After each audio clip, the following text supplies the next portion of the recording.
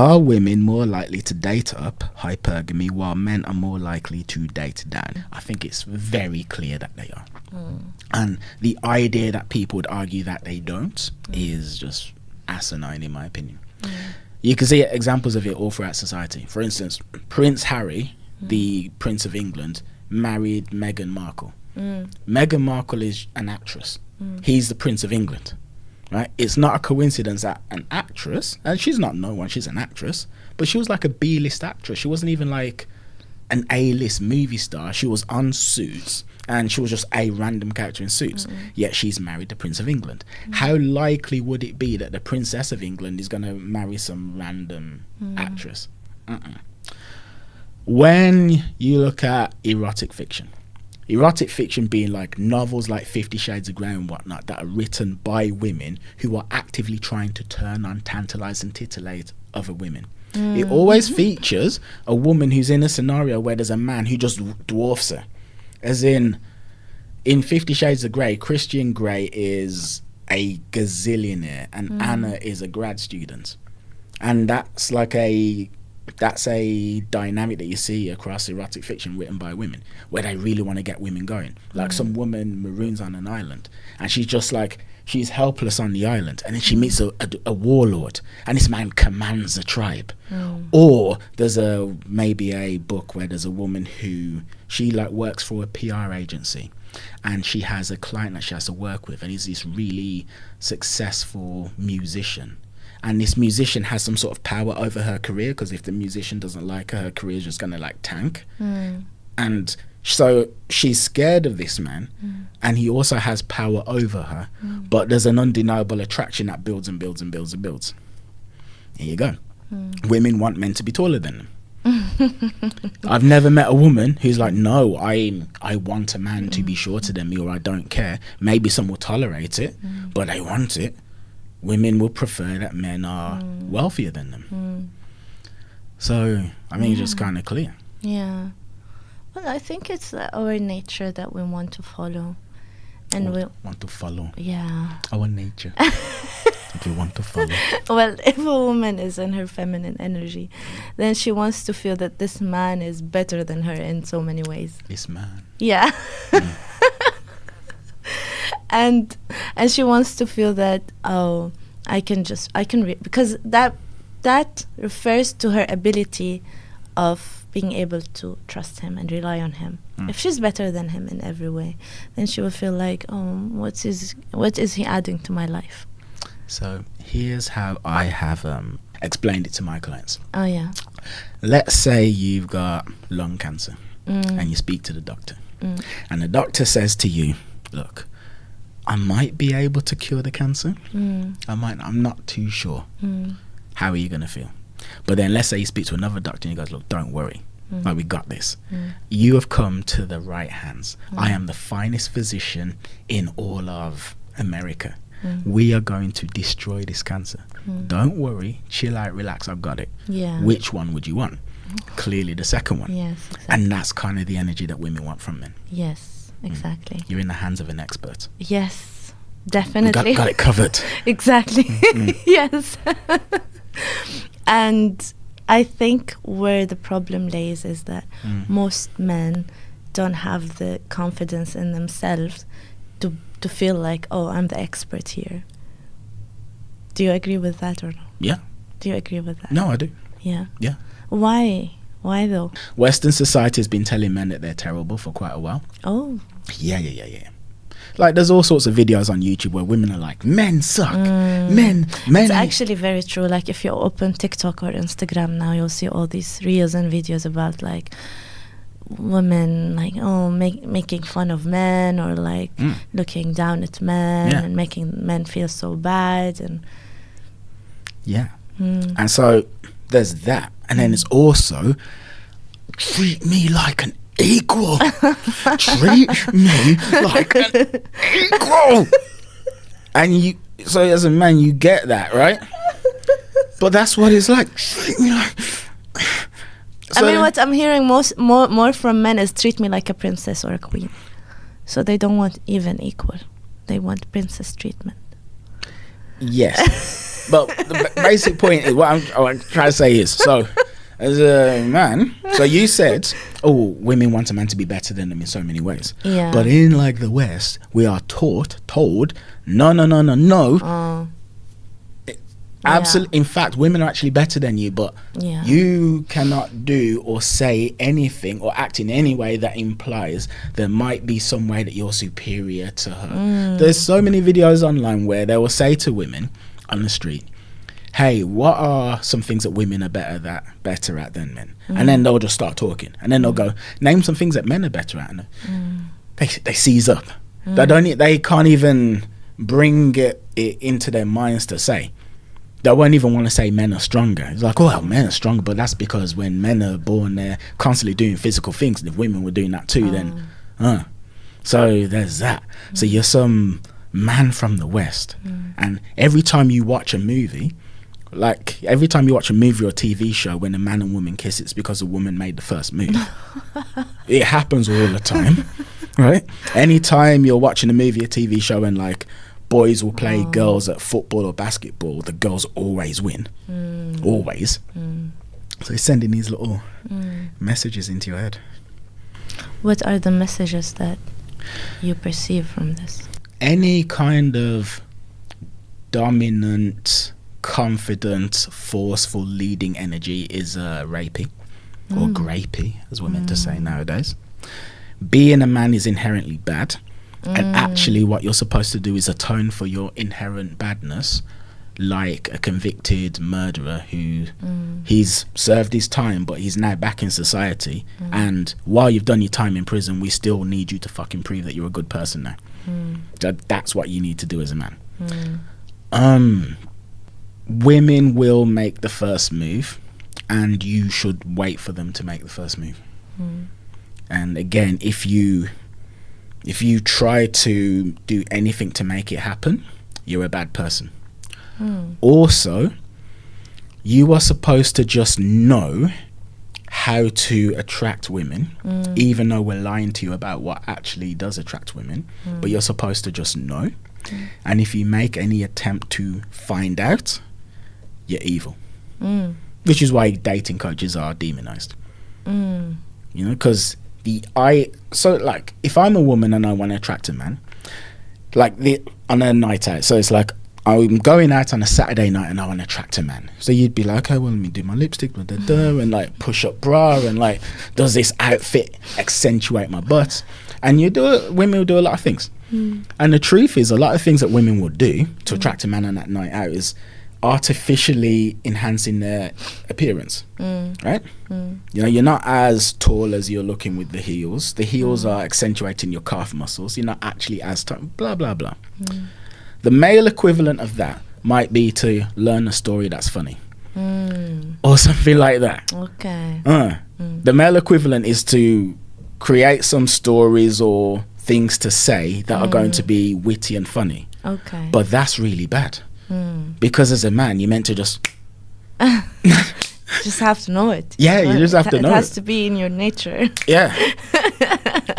And then the act of trying to get it into your nature, where you go through the process of, say, going to clubs and speaking to women and having them reject you constantly while you're trying on this new way of being until it actually becomes a part of you, that is seen as bad as well.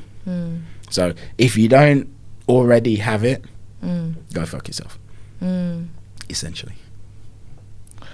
Well, I can imagine like how the world we're living in now is making it so hard for men to be, first of all, and also to it's like men have to defend from accusations that are already have been made upon them. Essentially. Yeah.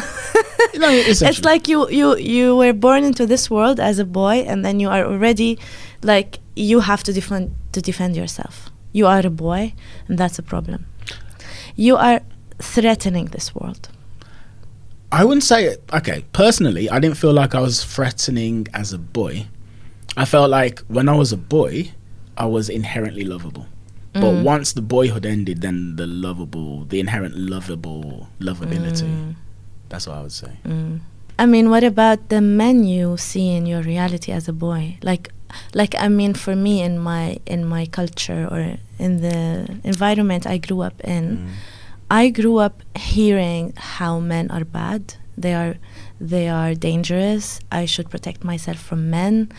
Women around me would constantly speak about how men are evil, they are liars, they are cheaters, they are unreliable.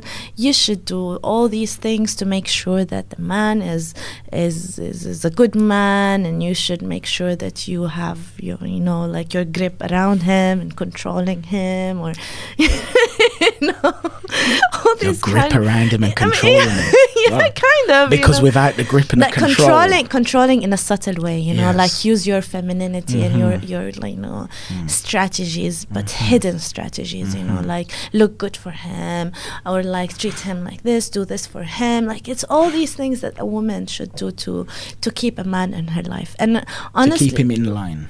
To keep him in her life. Okay. Yeah, and like to keep him, focused on her and giving her, and there was like it felt like there is a confusion because men were like sitting on this pedestal, especially in the Middle East, like it's marrying is the ultimate, like success for a woman, like having a man by your side and like finally you are married. That's the success. If you're not married by like a certain age, you failed, you're not worthy. And then so men are like sitting on this pedestal, but at the same time they are monsters and evil, and you should protect yourself from them, and you should like navigate your way around them, and you should cover yourself, and you should do all these things, you shouldn't laugh, you should.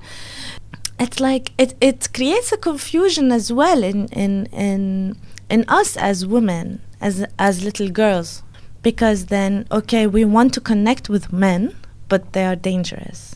But we want their love and approval, and we want them to choose us, but then we should protect ourselves from them. So it's like, can you see the confusion we grow up with as little girls and little boys in this reality, because the opposite sex is, it's like we are here on earth as men and women, and it seems like we're constantly fighting. We're constantly trying to prove who's better. Before, men were better, now women are better. And like, when does this end? And it feels like it's just men and women. It's just two kind of creatures on this earth are living, the main creatures.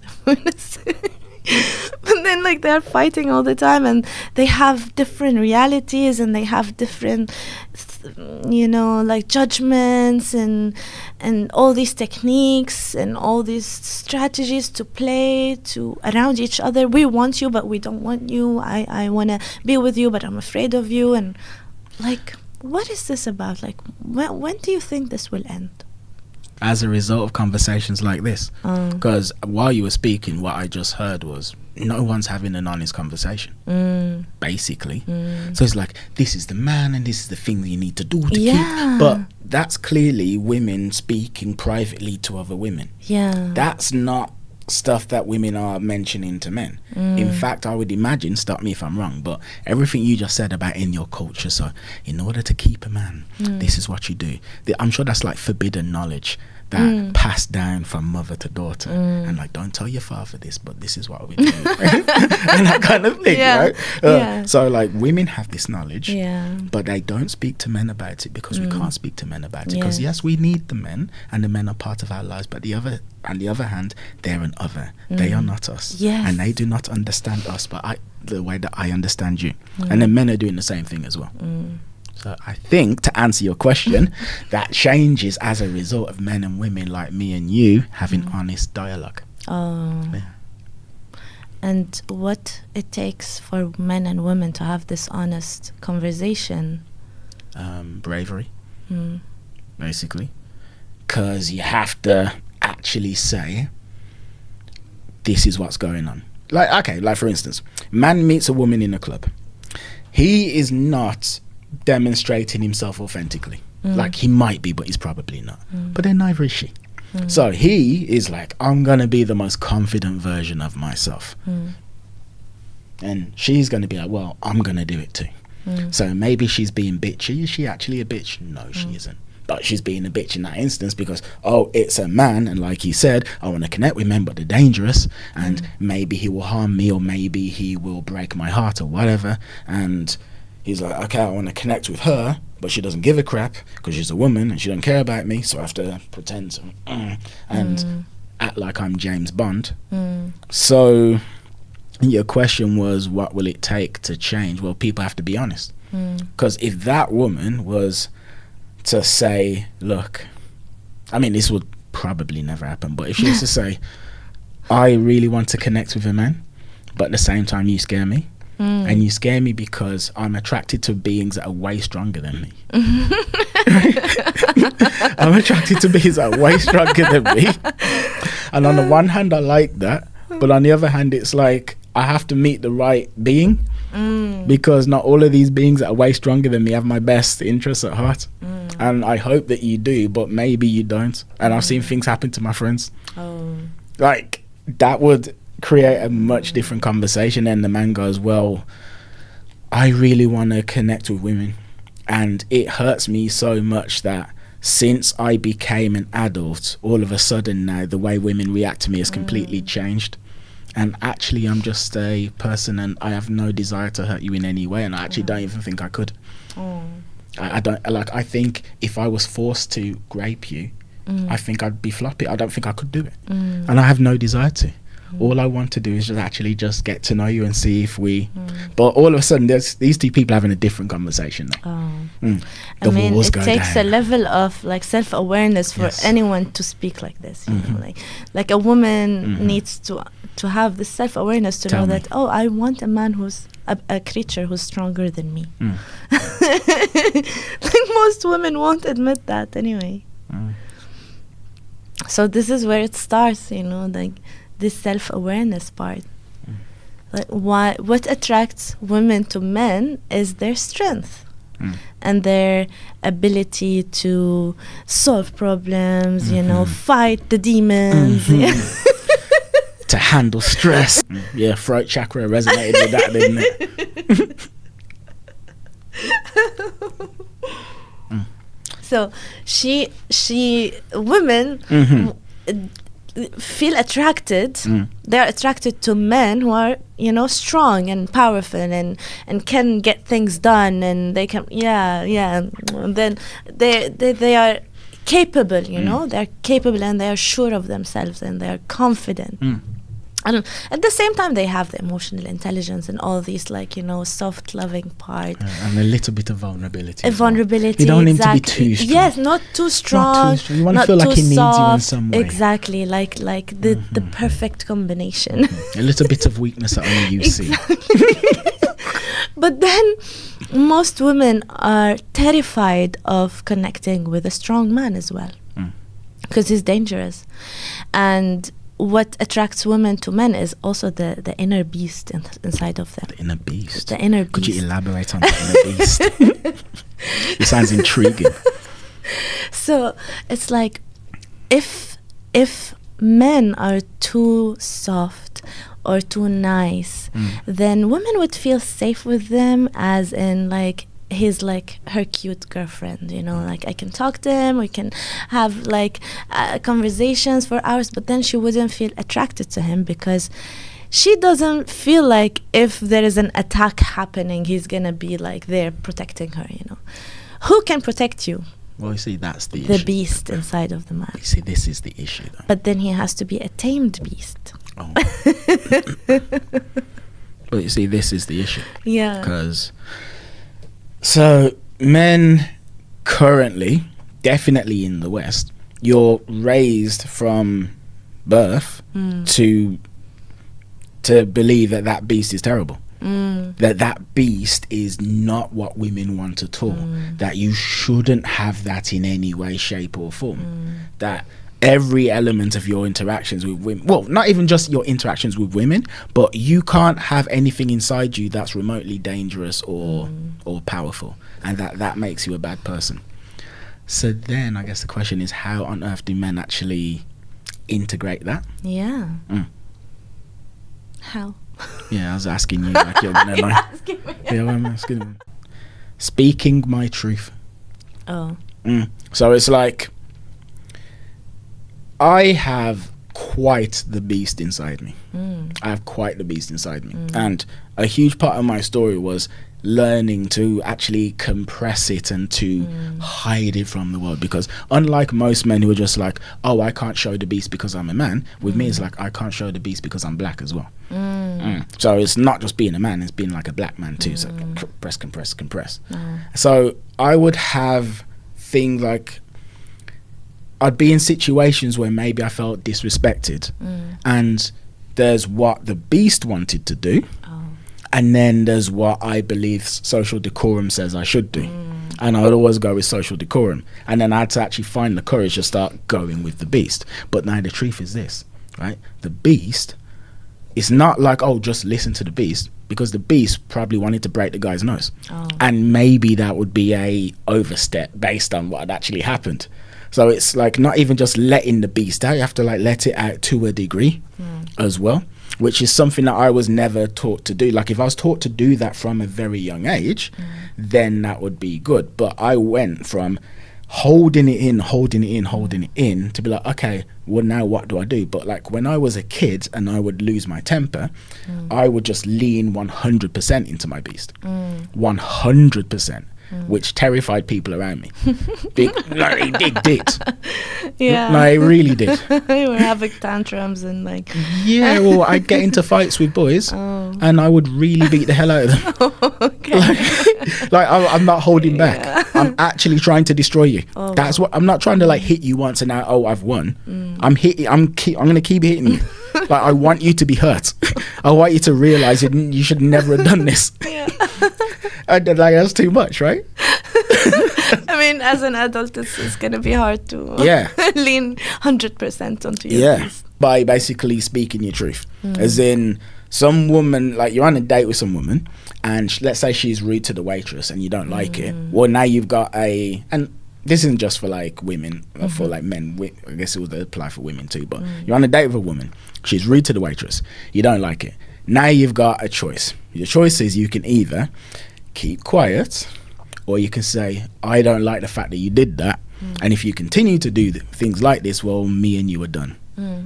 And that's like the start. It's like actually starting to be true to yourself, because this beast is basically you, and for most men it's part of the shadow. You know, in Jungian, you know, everybody has a shadow, and the shadow is parts of themselves that they've repressed, that they can't accept. We got to start accepting it. Yeah. Which would be like, again, speaking your truth, and then the more you do it, the more you actually like start to step into that.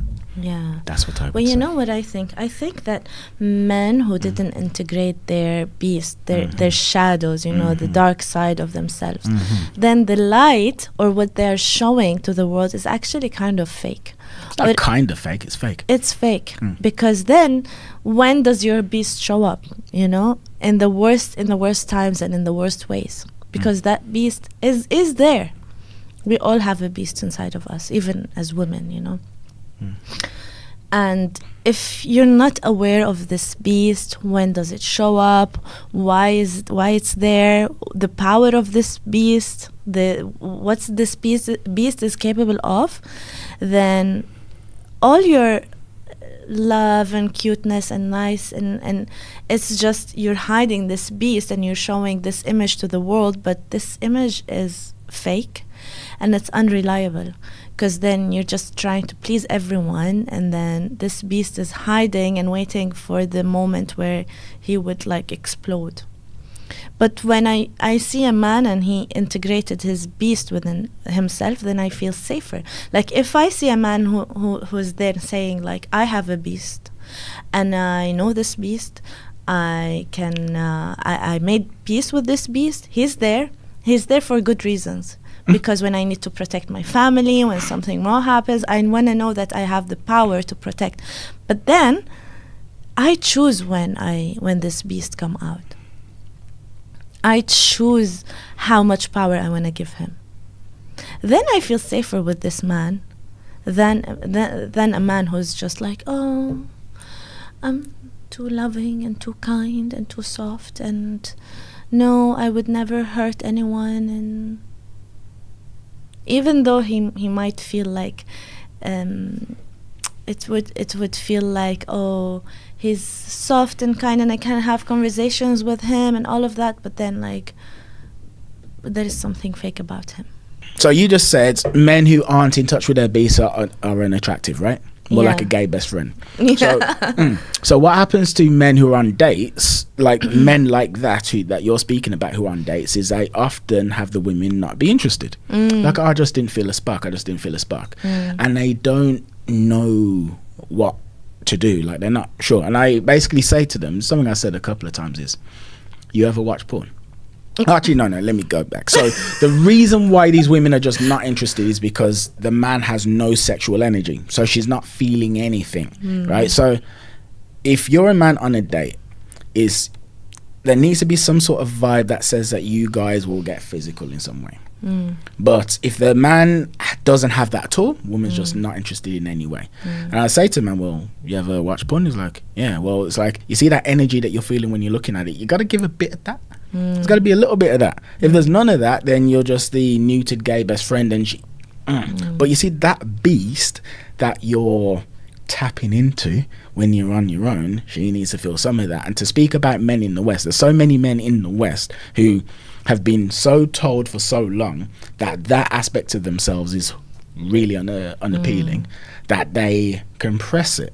So there's a stat, it's quite a famous stat now, that 30% of men under 30 are either virgins or haven't had sex in the past year. Literally.